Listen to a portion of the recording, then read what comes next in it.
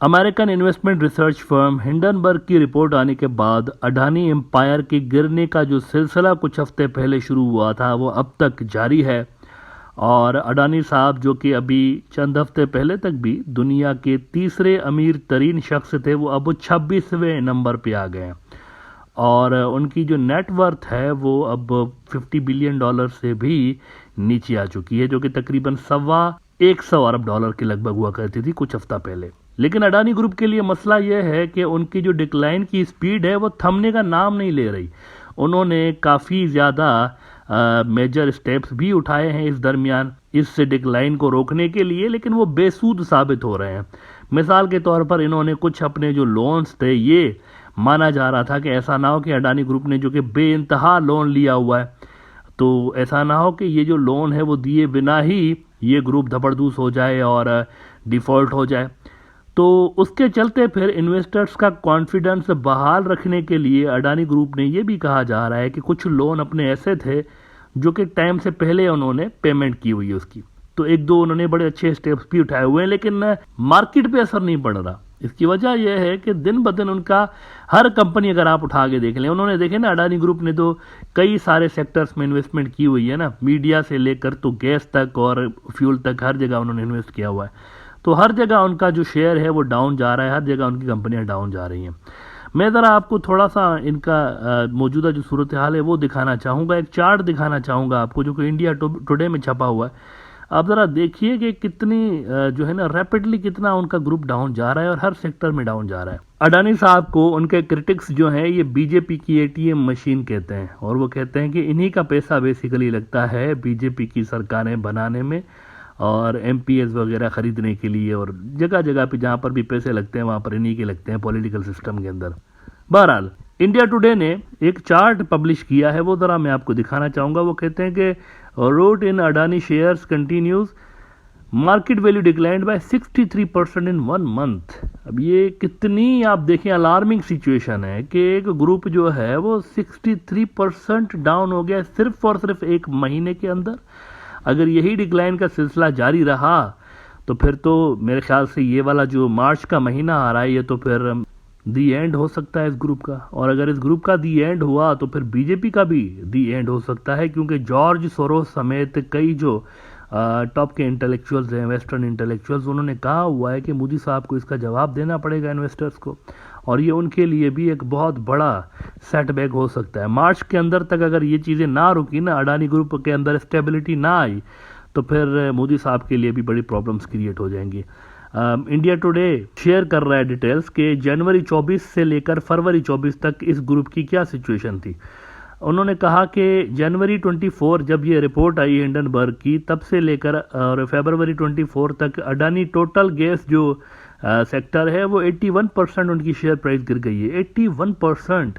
इसका मतलब है कि जो शेयर 24 जनवरी को 100 रुपये की वैल्यू रखता था इनका, वो अब 19 रुपये की वैल्यू रख रहा है। अब ये तो टोटली बैंक्रप्सी की जानिब मेरे ख्याल से ये वाला सेक्टर इनका जा रहा है। इसको बचाना काफ़ी, क्योंकि इतना रैपिडली डिक्लाइन हुआ है ना। एक तो आहिस्ता आहिस्ता स्लोली डिक्लाइन होता है तो भी बंदा उसको मैनेज कर लेता है, लेकिन ये तो धड़ाम से गिरा है।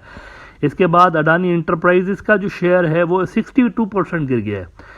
यानी कि अगर 24 जनवरी तक इस ग्रुप के एक शेयर की प्राइस 100 रुपये थी तो आज 38 रुपीज़ है। इसी तरह अडानी ट्रांसमिशन 74% गिर गया है एक महीने के अंदर। अडानी ग्रीन एनर्जी 75% दबड़दूस हुआ है। अडानी पोर्ट एंड एसईजी 27%, इसके अंदर थोड़ा सा इन्होंने जो है वो अच्छा परफॉर्म किया है इसको कंट्रोल करने के लिए। फिर अडानी पावर 47%। अब अडानी पावर जो है यहाँ पर बांग्लादेश के लिए एक बहुत बड़ी चिंता की बात है, जो कि मैं थोड़ी देर में बात करता हूँ। अभी अंबुजा सीमेंट्स इनका 31% गिर गया। अडानी विल्मार 37% गिर गया। एसीसी 26%। और एनडीटीवी, ये मेरे ख्याल से रवेश कुमार की हाई लगी है अडानी साहब को। 33% जो है वो एनडीटीवी का भी शेयर। एनडीटीवी बड़ा अच्छा ग्रुप हुआ करता था। आई डोंट नो किसने इनको मशवरा दिया जाके एनडीटीवी ले। मोस्ट प्रोबेबली बीजेपी वालों ने लिया होगा, क्योंकि एनडीटीवी जो था वो कंस्ट्रक्टिव क्रिटिसिज्म कर रहा होता था। It use to be one of the top Indian news outlets, और ये बड़ा न्यूट्रल लेकर चलते थे। ऐसा नहीं थी टिपिकल जो गोदी मीडिया आउटलेट्स हैं, ये इस तरह नहीं होता था। यहाँ पर रवीश कुमार आता था और डिफरेंट यहाँ पर लोग आते थे जो कि कंस्ट्रक्टिव क्रिटिसिज्म कर रहे होते थे।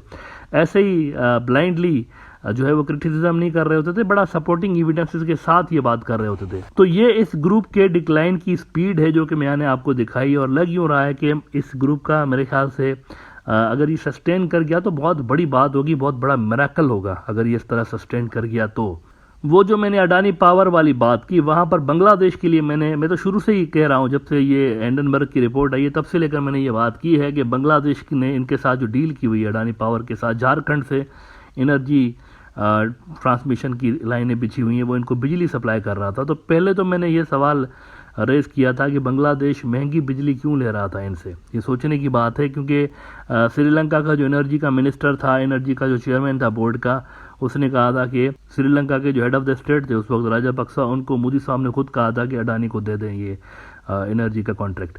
तो मैंने कहा था मुमकिन है बांग्लादेश के अंदर भी किसी टॉप लेवल पर बंदे को मोदी साहब ने कहा हो, अपनी जो लास्ट इनकी विजिट हुई थी, कि इनको अडानी बाबू को दे दें, क्योंकि श्रीलंका का मिसाल हमारे सामने था ना। और ये जो जिस तरीके का कॉन्ट्रैक्ट सामने आया था कि $250 पर मेट्रिक टन जो कोयले की प्राइस होनी चाहिए थी, वो बांग्लादेश $400 पर मेट्रिक टन में ख़रीद रहा था। और इसके अलावा एक यूनिट भी अगर बिजली ना चले तो भी कई मिलियन डॉलर्स जो थे, कई $100 मिलियन बांग्लादेश इनको वैसे ही पे करता मेंटेनेंस चार्जेस की मद में। अब जब अडानी ग्रुप की एम्पायर गिर रही थी तो ये सारा कॉन्ट्रैक्ट भी एक्सपोज हुआ बेसिकली। तो उसके बाद रीनिगोशिएशंस की बांग्लादेश ने बात की थी, वो वहाँ पर जो अथॉरिटीज़ हैं। और अब ये नई खबर आ रही है कि अडानी ग्रुप ने कहा है कि ठीक है, हम आपको रिड्यूस्ड प्राइस पे इलेक्ट्रिसिटी सप्लाई करेंगे, यानी जितना आप कोयला परचेज कर रहे होते हैं हम भी उतने ही कोयले की प्राइस लगाएंगे आपको। अब देखें, मेरे ख्याल से यहाँ पर बांग्लादेश के अंदर जो भी लोग इस डील के अंदर मुलविस थे उनकी जानिब से डैमेज कंट्रोल का एक बहाना किया गया ये।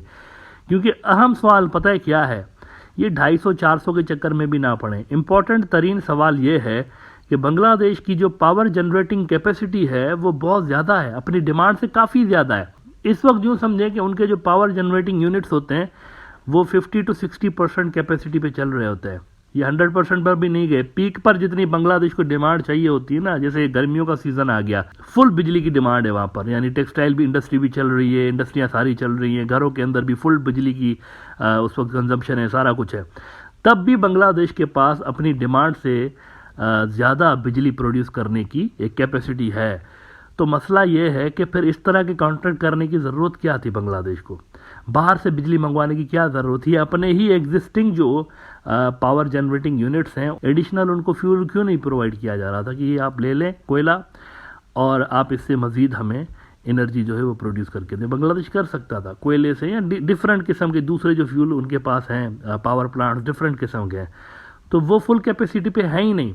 तो जब अपने मुल्क के अंदर कैपेसिटी थी तो बाहर से आउटसोर्स करके इलेक्ट्रिसिटी बनवाने की क्या तुक बनती थी? घर में अगर बनाते, अपने बांग्लादेश के अंदर बनाते, तो फिर तो ज़्यादा सस्ता पड़ सकता था। वो नहीं किया गया। असल सवाल यह है कि इस तरह की कॉन्ट्रैक्ट की बांग्लादेश को क्या ज़रूरत थी? और फिर ऊपर से ये जो खबरें आ रही हैं कि 47% अडानी पावर जो है वो श्रिंक हो गया है, उसकी वैल्यू श्रिंक हो गई है। तो ऐसे में ये भी एक कंसर्न की बात है कि क्या अडानी ग्रुप ने जो भी जिस तरह का कॉन्ट्रैक्ट किया हुआ है वो फुलफिल कर भी पाएगा या नहीं कर पाएगा, क्योंकि उनके लिए तो एग्जिस्टेंशियल थ्रेट इस ग्रुप के लिए क्रिएट हो चुका है।